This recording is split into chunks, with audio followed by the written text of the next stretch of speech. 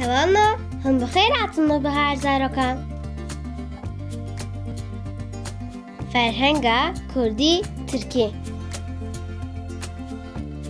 بشا دویم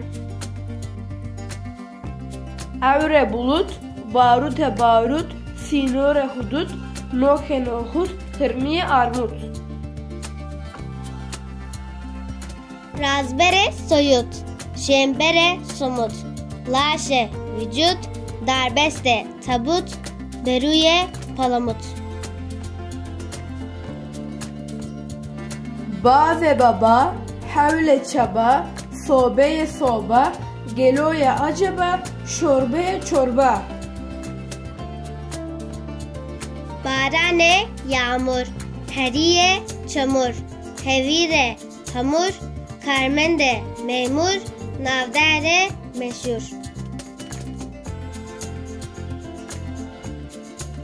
Sımak sımak, fırine uçmak, buyuna olmak, bahistine duymak, huşbuna susmak.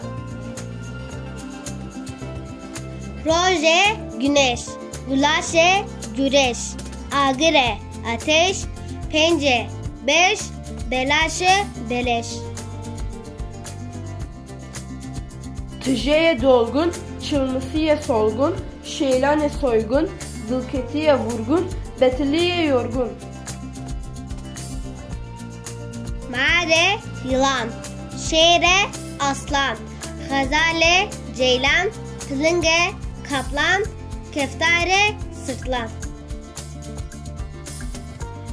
Helbeste şiir, helbestvane şair, dile esir, gemare kir, yeke bir.